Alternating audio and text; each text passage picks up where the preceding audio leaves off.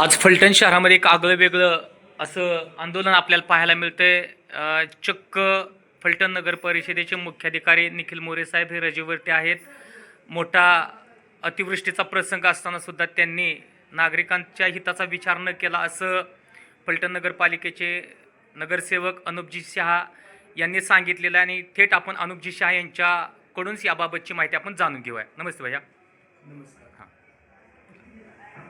फलटण शहरात काही दिवसापूर्वी नैसर्गिक आपत्तीमुळे अतिवृष्टीमुळे पाण्याचा जो पूर आला, या पुरामध्ये अनेकांचे संसार वाहून गेले. दत्तनगर भाग, मरीमाता मंदिर परिसर, तारे घर परिसर, जाधव घर परिसर, पवार घर परिसर, त्यानंतर शनीनगर ह्या भागाला सर्वाधिक फटका बसला. यानंतर अपेक्षित काय होतं की यांना मदतीचा हात गेला पाहिजे, पण आमदारांना आणि खासदारांना ह्याची जाणीव असल्यामुळे त्यांनी तातडीने दौरा आखला आणि गेले, प्रशासनाला घेऊन गेले. कौतुक करेल तहसीलदार साहेब आणि प्रांत मॅडमचं. त्यांनी खऱ्या अर्थाने काम केलं. आसू भागामध्ये सर्वात मोठा ज्यावेळेस फटका बसला तर सर्वात छान नियोजन तिथं केल्याची माहिती मला उपलब्ध झाली. मात्र शहरामध्ये जो नंदीबैल निखिल मोरे नावाचा येऊन बसलाय, हा मोरे म्हणजे मला इतिहासाची आठवण होती. इतिहास काळामध्ये स्वराज्यामध्ये छत्रपतींच्या पाठीत खंजीर खुपसणारं मोऱ्यांचं घर, त्याचा हा नातलग दिसतो. त्या मोऱ्यांनी, जवळच्या मोऱ्यांनी छत्रपतींच्या पाठीत खंजीर खुपसला होता. ह्या निखिल मोरेंनी आमच्या फलटणच्या पाठीत खंजीर खुपसला. हा माझा जाहीर आरोप नाही, माझं त्यांच्यावरचा हा म्हणणंच आहे. आज एवढी मोठी परिस्थिती निर्माण झाल्यानंतर वास्तविक पाहता प्रशासन किती अलर्ट झालं पाहिजे होतं. अतिवृष्टी घडली, त्यावेळेस ह्यांनी यंत्रणा उभी केली पाहिजे होती. अशी कुठली यंत्रणा उभी केली नाही. कागदावर मात्र सगळं केले. काल कलेक्टर ह्यांचा बाप येणार म्हटल्यानंतर टिंबाला पाय लावून पळत होती, दाखवायला आम्ही सगळं केलंय. आज काय परिस्थिती हे नागरिक सांगतील. काय परिस्थिती, प्यायला पाणी नाही, अजून झोपायला जागा नाही, जेवणाची व्यवस्था नाही. आज सांगतो, आजपासनं पुढचे जेवढे दिवस त्यांची व्यवस्था लागणार आहे तेवढ्या दिवसासाठीचं राशनची व्यवस्था आज आम्ही करतोय. पण ह्यांची जबाबदारी आहे का नाही, आम्ही सगळं ह्यांच्यावर टाकत नाही. आमचं म्हणणं जेवण राहू द्या, झोपायची जागा पण राहू द्या, पण साफसफाई तर करून द्या, प्यायला पाणी तर द्या. प्यायला भरायला पाण्याला जर ह्यांच्याकडं वाहून गेलेला संसार असेल तर यंत्रणा असणार कुठनं, साठवण असणार कुठनं.